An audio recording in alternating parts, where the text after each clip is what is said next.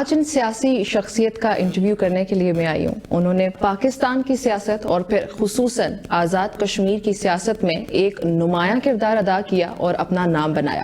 کہنے کو کہہ سکتی ہوں کہ سیاست ان کی گھٹی میں موجود ہے اور بچپن سے ہی ان کا تعلق جو ہے ایک سیاسی خاندان سے تھا اور پھر بچپن سے ہی انہوں نے سیاست کو دیکھا, سمجھا اور پھر بہت کم عمری میں بہت سارے اہم جو عہدے ہیں ان پر فائز رہے اور اپنی خدمات سر انجام دی.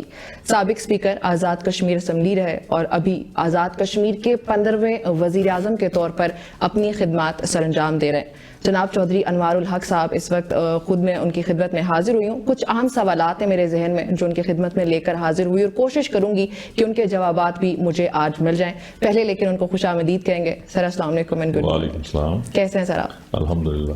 سر سب سے پہلا سوال تو میرا یہ ہوگا کہ آپ آزاد کشمیر کی تاریخ کے وہ واحد وزیر اعظم ہیں جو 52 میں سے 48 ووٹس لے کر آیا ہے اراکین اسمبلی کی. ایسی کیا جادو کی چھڑی ہے آپ کے پاس؟ ایسا کیا جادو کیا آپ نے؟ یہ سب میرے مالک کا کرم ہے کہ بات اب تک بنی ہوئی ہے. باقی اس میں میرا تو کوئی کمال نہیں ہے. I am just ordinary human being like others, nothing special. مالک نے جب کسی سے کام لینا ہوتا ہے تو وہ چن لیتا ہے اپنے بندوں کو, اور میری خواہش اور کوشش ہے کہ جتنے دن تک میرے قلم میں اختیار ہے اللہ کی مخلوق کی بھلائی کہ جتنا کام زیادہ سے زیادہ کیا جا سکے کیا جائے. اچھا سر, آپ اسپیکر اسمبلی بھی رہے, پھر اس کے ساتھ ابھی آپ وزیر اعظم کے طور پر اپنی خدمات سر انجام دے رہے ہیں اور پھر دیگر جماعتوں سے بھی آپ کا تعلق رہا, پیپلز پارٹی ہو یا تحریک انصاف ہو, اور آزاد حیثیت کو بھی آپ نے فلی انجوائے کیا ہے اور ابھی آپ آزاد حیثیت میں ہی وزیر اعظم ہیں. تو آپ کو کیا لگتا ہے کہ کسی سیاسی جماعت سے وابستگی ہونا اور پھر آزاد حیثیت میں سیاست کرنا, دونوں میں کتنا فرق ہے؟ دیکھیے, فرق تو ان میں زمین آسمان کا ہے. جب آپ کسی بھی پارٹی ڈسپلن کا حصہ ہوتے ہیں تو پھر آپ کو اپنی صلاحیتوں کو بھی اور اپنی خدمات کو بھی تابع رکھ کے تو پھر استعمال کرنا پڑتا ہے. اس میں کئی دفعہ ضمیر کے ساتھ کمپرومائزز بھی کرنے پڑتے ہیں. اب جس پوزیشن میں اللہ پاک نے مجھے یہ اختیار دیا ہے تو اللہ کی ذات کے علاوہ میں اپنی پارلیمنٹ کے سامنے جواب دوں اور سب سے بڑھ کر پھر اپنے ضمیر کے سامنے جواب دوں. اس کے علاوہ میرے پہ کوئی پریشر نہیں. اگر کوئی اچھا ہو رہا ہے تو وہ ڈیفینیٹلی میری کابینہ اور ہماری گورنمنٹ کا کلیکٹیو وزڈم ہے, اور اگر کچھ برا ہو رہا ہے تو اس میں میری ذاتی قصور ہوگا. اچھا سر, پرسنلی آپ دیگر جماعتوں کا حصہ رہے اور آپ نے سب کے ساتھ مل کر کام کیا, تو آپ کا ایکسپیرینس کون سی جماعت کے ساتھ سب سے اچھا رہا اور آپ کو کیا لگتا ہے کہ کون سی ایسی جماعت ہے جو پاکستان کو واقعی طور پر آگے لے جانے میں کامیابی حاصل کر سکتی ہے؟ دیکھیے, میں نے زندگی کا کچھ حصہ پیپلز پارٹی میں گزارا. ابتدائی سیاست ہم نے اور میں نے اور جو اس وقت صدر آزاد کشمیر ہیں ان کے بیرسٹر سلطان محمود جی, انہوں نے پارٹی بنائی تھی, بلکہ ہم سب نے مل کے بنائی. وہ اس کے سربراہ تھے پیپلز مسلم لیگ. تو میں نے سب سے جو پہلا اسمبلی کا الیکشن تھا ان کی زیر قیادت لڑا. اس کے بعد وہ پیپلز مسلم لیگ پیپلز پارٹی میں ضم ہو گئی, تو ہم بھی ساتھ پیپلز پارٹی میں چلے گئے. ایک جماعت پیپلز پارٹی اور دوسری جماعت پی ٹی آئی. اس کے زیادہ کو میرا جماعتی ایکسپیرینس نہیں رہا. جس سوال کی طرف آپ نشاندہی کر رہی ہیں, کیونکہ پاکستانی سیاست میں فیملیز کا رول ہے. بالکل اس طرح کی پارٹی پالیٹکس نہیں ہے جس طرح کی امریکہ یا انگلینڈ میں ہے. یہاں چونکہ تسلسل کے ساتھ خاندان ہی سیاسی جماعتوں کے سربراہ ہیں, اس لیے اس حوالے سے جو آپ پوچھنا چاہ رہی ہیں ڈائیورسٹی, وہ تو زیادہ دیکھنے میں نہیں ملتی ہے. اب اپنی جگہ پہ دونوں جو بڑی جماعتیں ہیں وہ اقتدار میں رہی ہیں, انہوں نے کس طرح ڈیلیور کیا ہے یہ تو پھر پاکستان کا ووٹر بتا سکتا ہے. اور جو پی ٹی آئی ہے ہاں جی, اس کے بارے میں بھی آنے والا مورخ ضرور لکھے گا کہ انہوں نے کیا کیسے ڈیلیور کیا. صحیح ہو گیا. اچھا سر، آپ جیسے ہی وزیر اعظم بنے تو آزاد کشمیر میں دو بڑے مسائل، ایک بجلی کا اور پھر آٹے کا بحران شروع ہو گیا. تھرو آؤٹ کشمیر بہت شدید قسم کے احتجاج جو ہیں وہ احتجاج کا رخ لوگوں نے اختیار کیا، اور یہ جو آٹے کا بحران ہے وہ بڑھتا چلا گیا. 19 ارب کی سبسڈی کی بات ہوئی، لیکن اس کے باوجود وہ احتجاج جو ہیں وہ جاری رہے. وہ سارا کرائسس کیا تھا؟ دیکھیے، جب میں آزاد کشمیر میں نے 20 اپریل کو پرائم منسٹر کو اوتھ لیا. یہ آپ کا سوال تھوڑا سا پیچیدہ ہے، اس کے جواب کے لیے میں چاہوں گا 2-4 منٹ. جی جی ضرور. تو اس وقت آزاد کشمیر میں گورننس سسٹم جو ہے وہ زمین کی تہ میں، بلکہ تیل تک اس کا گورننس سسٹم کا نکال دیا گیا تھا. وہ اس حد تک برباد تھا کہ کوئی ایک بیسک انفراسٹرکچر بھی مجھے دستیاب نہیں ہوا. پھر آزاد کشمیر میں اس وقت مافیا ضرور کر لیتے. لانسنس کا یہ عالم تھا کہ سگریٹ مافیا وہ تقریباً پاکستان کے قومی خزانے کو اربوں کا ٹیکہ لگا رہا تھا. ٹمبر مافیا، آزاد کشمیر کے جنگلات کی تباہی اور بدحالی کا سفر، اتنی ظلم کی وہ تکلیف دہ داستان ہے.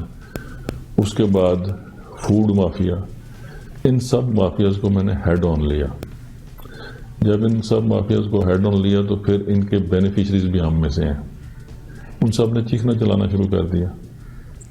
پھر گورننس میں جتنے میگا کرپشن سکینڈلز تھے ان سب کو میں نے ون گو میں گرپ کیا. اور مجھے بارہا یہ بات کہی گئی کہ جی آپ ان ساروں کو اکٹھا آپ کنفرنٹ کر رہے ہیں، یہ آپ کی دھجیاں اڑا دیں گے. لیکن ویری انٹرسٹنگلی میں آپ کو بتاتا چلوں کہ جب میں الیکٹ ہوا تو مجھے پہلے سارے سٹیک ہولڈرز نے کہا کہ نہیں جی آپ نہیں، آپ کے گروپ میں سے کوئی اور بندہ. تو مجھے ایگزیکٹلی پتا تھا کہ یہ میرے دوست یہ کیوں کہہ رہے ہیں. میرے مزاج کو سارے جانتے ہیں، آزاد کشمیر میں چھوٹا سا آزاد کشمیر ہے.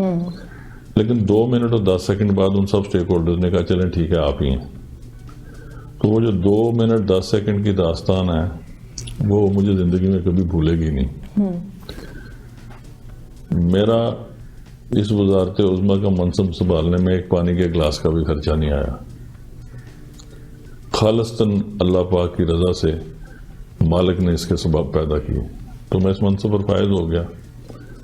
تو میرا جتنا بھی کمزور ایمان ہے اس ایمان کو میں اگر ملحوظ خاطر رکھوں تو مجھے یقین کامل ہے کہ میرے اختیار کے دن کوئی انسانی کاوش نہ بڑھا سکتی ہے نہ کم کر سکتی ہے. ایسا ہی ہے. تو اس خوف کو میں نے دل سے نکال کے جتنے ناسور تھے حکومت کے اور سوسائٹی کے ان کو ہیڈ آن میں نے لیا، ان کو بلڈوز کیا، نیست و نابود کیا قانون کے دائرے کے اندر رہ کے.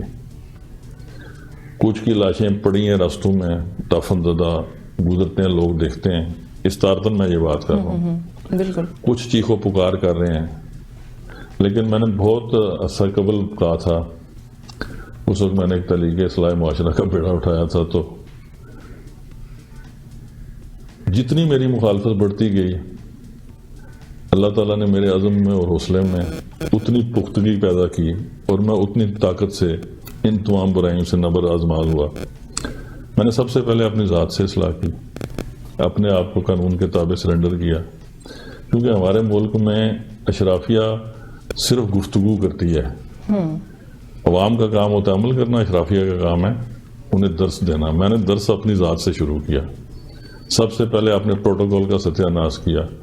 اپنے وزیر اعظم ہاؤس کے اخراجات بالکل ڈاؤن ٹو ارتھ، اس کو بالکل جھکا کے کوشش میں نے کی کہ بس چائے پانی یہاں چلتا رہے، لوگ بھوکے نہ مجھے گالیاں نکالیں.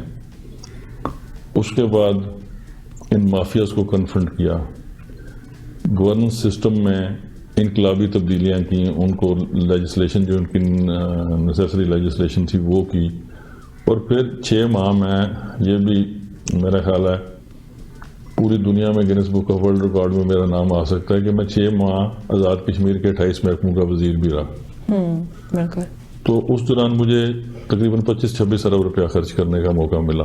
اور میں متعدد دفعہ اپنے تمام سیاسی اور ذاتی دشمنوں کو یہ چیلنج کرتا رہا، صافی دوستوں کو یہ چیلنج کرتا رہا کہ اس 26 ارب میں سے 26 روپے کی کرپشن نکالو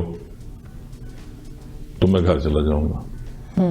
اللہ نے اتنا پردہ رکھا کہ کسی کو 26 روپے کی بددیانتی کا بھی داغ میرے ذمہ لگانے کی ضرورت نہیں ہوئی. ایسا ہی ہے.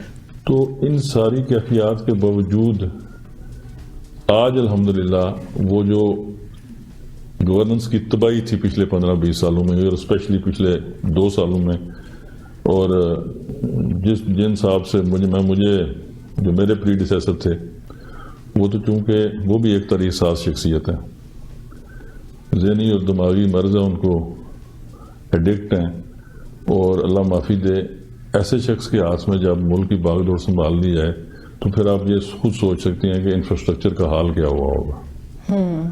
اور پھر اس انفراسٹرکچر کو دوبارہ بنیادوں پہ اس کو کھڑا کرنا، پھر اس کے اوپر ایک تعمیر کرنی، پھر اس کے اوپر چھت ڈالنی، یہ اتنا تکلیف دہ عمل تھا کہ اس میں میری پاؤں کے ناخن سے سر کے بالوں تک جسم کا ہر عضو جو ہے وہ زخمی ہوا. لیکن when I was under oath، جب میں نے اپنی مرضی سے یہ عہدہ لیا نا، مجھے مسلط تو نہیں کیا گیا. ایسے ہی. اور آج بھی میں اپنے دوستوں کو کہتا ہوں کہ جب تک میرا ضمیر اجازت دے گا یا جب تک میرے مخالف سٹائز پورے نہیں کرتے میں رہوں گا. جب میں نے دیکھا کہ اب میرا جسم اب یہ مزید اتنا توانا نہیں ہے کہ ان زخموں کو سہ سکے، ممکن ہے میں خود بھی چھوڑ دوں. صحیح ہے. سر آپ نے مخالفت کا ذکر کیا کہ آپ کے خلاف مخالفت بڑھتی چلی گئی اور اللہ تعالیٰ نے آپ کو مزید حوصلہ دیا. اب اس مخالفت میں سردار تنویر الیاس صاحب کا نام لینا ضروری سمجھوں گی کہ وہ جب وزیر اعظم تھے تب بھی جب بھی کوئی تقریر ہوتی تھی آپ کا ذکر ضرور ہوتا تھا اور آپ کو آڑے ہاتھوں لیا جاتا تھا. تو یہ خاص محبت کی کیا وجہ ہے؟ یہ محبت نہیں ہے، ذہنی مریضانہ پن ہے. میں یہ سمجھتا ہوں کہ حضرت علی کرم اللہ وجہہ کا قول ہے کہ اختیار انسان کو بے نقاب کر دیتا ہے. ایسا ہی ہے. دولت شاید آپ کے عیب چھپا سکتی ہے، اور میرے والد گرامی کہتے تھے چونکہ ذمہ دار تھے کہ رج مجھ پچا سکتی ہے یا کھتری ہندوؤں کی ایک قوم ہے. اچھا. اور مجھ کا مطلب ہے بھینس کا میدا بڑا ہوتا ہے. عام آدمی جو ہے وہ اقتدار کو ہضم نہیں کر سکتا، اور کمظرف آدمی کے تو ہاتھ میں اگر یہ قلم کا اختیار آ جائے تو سمجھیں کہ بندر کو آپ نے اس کی دم کو آگ لگا دیا، وہ پورے جنگل کو جلا کے چھوڑے گا. تو کمپلیکسز کا علاج جو ہے وہ صرف یہاں والدین کی تربیت کر سکتی ہے یا پھر وقت کی ٹھوکریں. ان پہ کمنٹس میں اس لیے نہیں کرتا کہ میں بڑی مرتبہ یہ کہہ بیٹھا ہوں، not specifically any personality related, یہ چونکہ اخباری جملہ بھی ہے دہرا دیتا ہوں کہ آوارہ کتوں کے بھونکنے سے روشن صبح کے مسافر اپنے رستے تبدیل نہیں کرتے.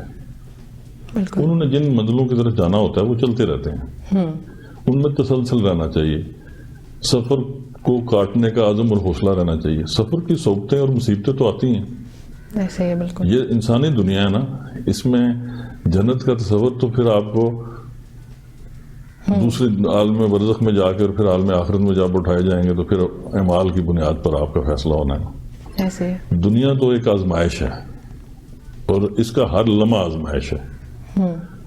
اللہ تعالیٰ دے کے بھی انسان کو آزما رہا ہے، اللہ تعالیٰ لے کے بھی کثرت اولاد سے بھی آزما رہا ہے، کثرت مال سے بھی آزما رہا ہے، کثرت اختیار سے بھی آزما رہا ہے. بالکل ایسے. جو اس کی آزمائش پہ پورا اتر رہا ہے اس کا بھرم قائم ہے، جو اس آزمائش میں ناکام ہو رہا ہے وہ برباد ہو رہا ہے. بالکل ایسے ہی ہے. سر اس کے علاوہ آپ کی سینٹ کی قائمہ کمیٹی برائے خزانہ میں ایک آپ کی اسپیچ بڑی وائرل ہوئی تھی جس میں آپ نے ذکر کیا تھا کہ 2 شہروں کا ذکر کیا، پھر ساتھ آپ نے یہ بھی مینشن کیا کہ جو بزرگ ہیں، آباء و اجداد ہیں، ان کی قبریں پانی میں بہہ گئیں.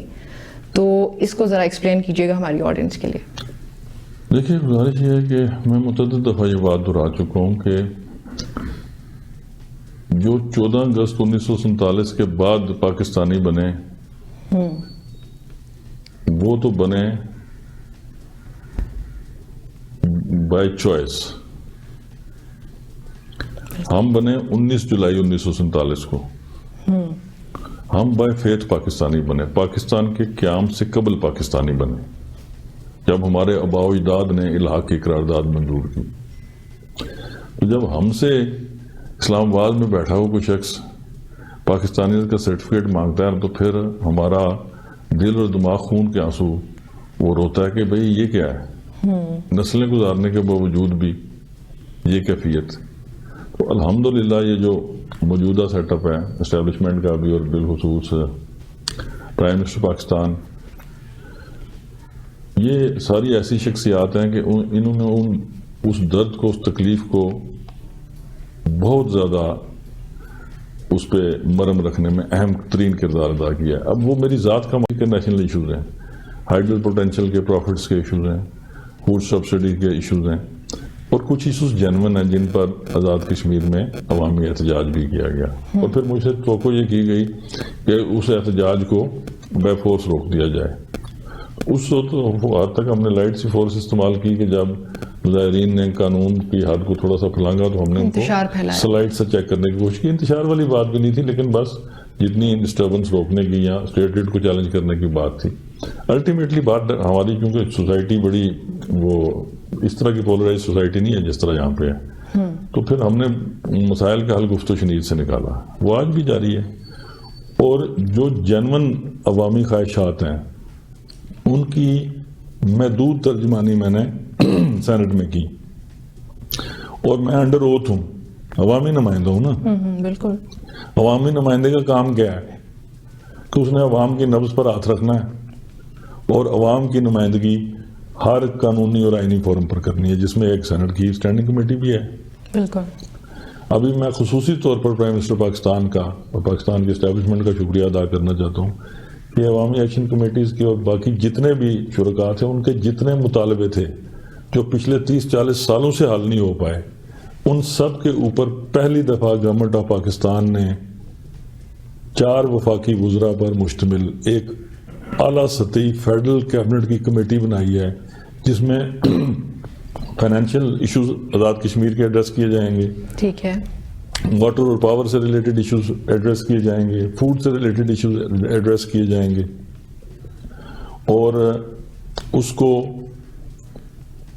انتہائی باعزت اور باوقار شخصیت ہیں، وفاقی کابینہ کے اہم ترین رکن ہیں وفاقی وزیر دفاع جی محترم سید انوار علی حیدر، لیفٹنٹ جنرل ریٹائرڈ ہیں، منسٹر آف ڈیفینس ہیں، وہ اس کو ہیڈ کر رہے ہیں۔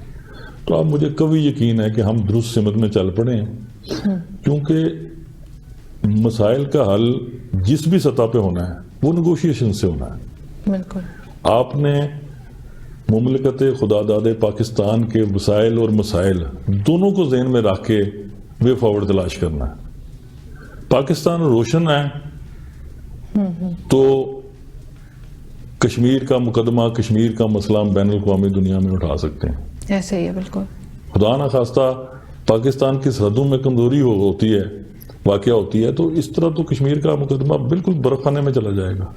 اور میں ابھی آپ سے کہتا چلوں کہ یہ جو حالیہ فیصلہ آیا ہے، اس پر جس شدت سے اسٹیٹ آف پاکستان نے ریئیکٹ کیا، اور 72 گھنٹوں کے اندر اندر پرائم منسٹر پاکستان نے جا کے کشمیر اسمبلی کو ایڈریس کیا، اور وہاں انہوں نے اتنی طاقتور بیانیہ ایک دفعہ دیا کہ 5 اگست 2019 کے بعد جو اس مسئلہ کشمیر میں دبیز دھند کی طے پوری دنیا میں کشمیریوں کو دکھائی دے رہی تھی، وہ یکمشت بالکل دور ہو گئی۔ اور الحمدللہ آپ آنے والے دنوں میں دیکھیں گے کہ ہم آزاد کشمیر میں بھی تحریک آزادی کشمیر کا یا پوری قوت سے دوبارہ کریں گے، اور پھر کشمیر کا مقدمہ لے کے پھر پوری دنیا میں جائیں گے۔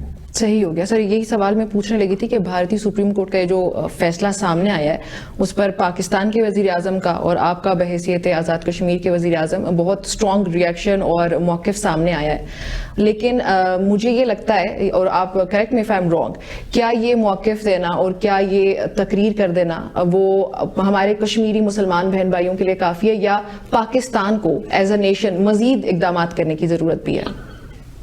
دیکھیے، میں اس کو اس طرح آسان عوامی زبان میں اس کو ایکسپلین کر دیتا ہوں کہ آپ نے جب بھی مکان بنانا ہے، جتنے بھی مکان نئے بنانے ہیں، سب سے پہلے آپ نے ان کی بنیادوں سے اس مکان کی تعمیر شروع کرنی ہے۔ بالکل ایسے ہی ہے۔ جب بھی دنیا میں جتنی بھی عالمگیر تحریکیں چلی ہیں، کامیاب ہوئی ہیں یا ناکام ہوئی ہیں، ان کی بنیاد پبلک موبلائزیشن سے ہی شروع ہوئی۔ لوگ ذہنی طور پر ایک سوچ کو اپنے خون کے اندر، اپنے لہو کے اندر شامل کرتے ہیں، جو کہ کشمیریوں نے عرصہ سے کی ہوئی ہے۔ بدقسمتی سے آزاد کشمیر میں اقتدار کے چکر میں اور اس اقتدار کی غلام گردشوں نے آزاد کشمیر کی عوام اور آزاد کشمیر کی سیاسی قیادت کو طریقے آزادی کشمیر سے دور کر دیا، اور ہم رہ گئے بیانات کی حد تک۔ بالکل ایسے ہی ہے۔ اب کیونکہ وقت ایسا آ گیا ہے کہ دشمن ہمارے دروازوں پر آ کے دستک دے رہا ہے، اور یہ ممکن نہیں ہے، یہ میری بات یاد رکھیے گا، کہ یہ دروازے بند رہنے سے دشمن واپس نہیں جائے گا، بلکہ توڑ کے یا تو اندر آئے گا یا ہمیں دروازے کھول کے ان کو منہ توڑ جواب دینا پڑے گا۔ بالکل ایسے ہی ہے۔ اب اس طرح سٹیٹس کو قائم نہیں رہے گا۔ تو اس کے لیے ہم نے آل پارٹیز کانفرنس بھی کی، آزاد کشمیر میں تحریک آزادی کشمیر کے اور آزاد کشمیر کی مقامی قیادت کے، مقبوضہ کشمیر سے جو نمائندے ہمارے حریت کانفرنس کے دوست، اور اب اگلی منزل پہ انٹرنیشنل ڈائسپورا، ان سب کو یکجان کر کے تحریک آزادی کشمیر کے لیے عملی طور پر آزاد کشمیر کو بیس کیمپ بنانے کی اب ہم منزل کی طرف اگلا قدم لینے جا رہے ہیں۔ اور آنے والے دنوں میں آپ دیکھیں گے کہ آزاد کشمیر میں بجلی تو ایک انسانی ضرورت ہے، آٹا بھی ڈیفینیٹلی ہے، لیکن اس سے بڑھ کر جس قومی تشخص کو ہم بلانے کی طرف بڑی تیزی سے سفر کر رہے تھے، اس سفر کو روکتے ہوئے، اس کو ریورس لگاتے ہوئے، پھر ہم پوری قوت اور جرت سے تحریک آزادی کشمیر کی اصل اہداف کی طرف واپس بڑھیں گے۔ انشاءاللہ سر، ہماری دعا ہے اور امید ہے کہ ایسا ہی ہو۔ اور سر یہاں پہ عوام کے مسائل کی بات ہو رہی ہے تو اس میں رٹھوا ہریام پل جو ہے اس کا ذکر کرنا ضروری سمجھوں گی کہ پچھلے 15 سال سے اس کی تعمیر مکمل نہیں ہو سکی۔ 1.25 ارب روپے کے جو بجٹ ہے وہ بھی الاٹ کیا گیا ہے، فنڈز ہونے کے باوجود وہاں پہ تعمیر کا کام کیوں نہیں ہو رہا؟ اور یہ بھی اپنی ناظرین کے لیے مینشن کروں کہ یہ وہ پل ہے جس سے لاکھوں لوگوں نے مستفید ہونا ہے، اور یہ وہی پل ہے کہ جس کے نہ ہونے کی وجہ سے لاکھوں لوگ مشکلات کا سامنا بھی کرنا پڑا ہے ان کو۔ اس کا جزوی جواب تو یہ ہے کہ پارشلی آپ کا تجزیہ اس حد تک تو درست ہے کہ سفری مشکلات میں شدت ہے۔ اب یہ بن اس لیے نہیں پایا کہ اس میں ماضی میں کچھ میگا کرپشن سکینڈلز کی باز گشت سنائی دیتی ہے۔ 180 میٹر سپین ہے جو رہ گیا بیچ میں، باقی تو دونوں اطراف سے پل مکمل ہے۔ ٹھیک ہو گیا۔ وہاں نیچے کوگ مائر تھی جس کی وجہ سے جو نارمل ڈیزائننگ تھی وہ وہاں کام نہیں آ رہی تھی۔ اب الحمدللہ پچھلے 3 ماہ میں نے اس کو فوکس کیا ہے، اور آپ یہ دیکھیں گی کہ جنوری کے وسط میں انشاءاللہ تعالی ہم 2 نیشنل کمپنیز ہیں، FWO اور NLC، ان کو G2G بیسس پہ میرے خیال میں وہ دونوں جو کمپیٹ کریں گی، جو ان میں سے بہتر کمپیٹ کرے گا، زیادہ ایکسپیرینس میرا خیال ہے شاید FWO کا، لیکن جو بھی کمپیٹ کرے گا اس کو ہم یہ ورک اوارڈ کر دیں گے۔ اور اس کی کاسٹ جو کہ چائنیز کی طرف سے تھی، شاید وہ جو چائنیز کنٹریکٹنگ کمپنی تھی یا ان کا JV تھا، ان نے تقریباً 10 سے 12 ارب کے درمیان بتائی تھی، لیکن جو ہمارے اپنے ایکسپرٹیز ہیں، جو اب نیسپاک جو ڈیزائن ویٹ کر رہی ہے، مجھے امید ہے کہ اس سے ہم 8-9 ارب کی بچت بھی کر پائیں گے، اور اس پل کو بھی دوبارہ اس کا کام شروع کر کے آنے والے چند ماہ میں آپ دیکھیں گی کہ یہ پل تکمیل کی طرف چل پڑے گا انشاءاللہ۔ اچھا سر، آپ کی پرسنالٹی کی بات کروں تو آپ کی پرسنالٹی کے حوالے سے یہ بات مشہور ہے کہ انتہائی سادہ لو انسان ہیں اور ساتھ ہی نڈر بھی ہیں آپ۔ اور اس میں ایک جو چیز میں منشن کرنا چاہوں کہ یہ بہت کم سیاستدانوں میں ہم اس طرح کا طرز عمل ان کا دیکھتے ہیں، ان کا لائف سٹائل سمپل نہیں ہوتا ہے یوزلی، اور آپ کا بہت سمپل لائف سٹائل ہے۔ تو فیوچر میں آپ کیسے دیکھتے ہیں اپنے اسی لائف سٹائل کو مینٹین کرنے کے بارے میں؟ آپ کو کیا لگتا ہے کہ اسی طریقے سے as a prime minister how are you going to pursue it? عمر تو کٹ کے عشق بطعام مومن، آخری عمر میں کیا خاک مسلمان ہوں گے۔ صحیح ہے۔ اب جب آپ نے زندگی کا 2/3 حصہ گزار لیا، صحیح ہے، اور تہذیب آپ پہ کچھ زیادہ اثر نہیں دکھا پائی، تہذیب سے مراد یہ ہے کہ حالات کا جبر جو ہے انسان کے داخلی رویوں کو تو شاید چھپا سکتا ہے، اور ہم اپنی بدنمائی اور بد کرداری کو لباس کی خوبصورتی میں چھپانا چاہتے ہیں، وہ چھپتی نہیں ہے، اور نہ ہی دنیا دھوکہ کھاتی ہے۔ ابھی تو بڑا ایڈوانس سٹیج ہے، سوشل میڈیا ہے، پرنٹ میڈیا ہے، electronic media, you name it. تو ہر انسان کو اپنے اصل کی طرف لوٹنا ہے۔ بالکل. آپ جتنا فطرت کے قریب رہیں گے اتنا آپ سہولت میں رہیں گے، اور جتنا آپ حکومتی جو یہ آپ سمجھ لیں سہولتیں ہیں ان سے استفادہ کرنے کی کوشش کریں گے، اتنا آپ کا ضمیر وہ بھاری ہوتا جائے گا اور آپ اقتدار کے ساتھ چمٹنے کی کوشش کریں گے اور عوامی فلاح و بہبود پر کمپرومائز کریں گے. جب چھن جانے کا خوف نہ ہو تو پھر فیصلے دلیرانہ ہوتے ہیں. کمپرومائز ہوتے کب ہیں؟ یہ قانون فطرت ہے کہ جی مجھ سے خدا نخواستہ میں وزیر اعظم نہ رہا تو کیا ہوا؟ میری یہ باہر پرائیویٹ گاڑی کھڑی ہے، میں نے اپنے کندھے پہ اپنی چادر ڈالنی ہے، وہ گئے گھر اپنے واپس. اور یہ بہترین ہے. آئی قضا آئے، جی آئی حیات آئے قضا لے چلے، اپنی خوشی نہ آئے نہ اپنی خوشی چلے. بالکل جی. مسٹر پرائم منسٹر، آپ نے ہمارے لیے اپنا خصوصی وقت نکالا اور بہت سارے سوالات تھے جن کے جوابات تلاش کرنے کی کوشش تھی، اور وہ جوابات ہمیں ہمارے ناظرین کے لیے ملی. آپ کے وقت کا بہت شکریہ. ناظرین، یہ ہماری گپ شپ تھی وزیر اعظم آزاد جموں کشمیر جناب چودھری انوار الحق کے ساتھ صاحب کے ساتھ، اور امید کرتے ہیں کہ بہت سارے جو امپورٹنٹ سوالات تھے ان کے جوابات جو آپ تک پہنچائیں، آپ نے ان سے بھی بہت کچھ سیکھا ہوگا. یہاں پہ وقت ایک بریک لیتے ہیں، بریک کے بعد واپس آئیں گے تو پروگرام کو آگے بڑھائیں گے.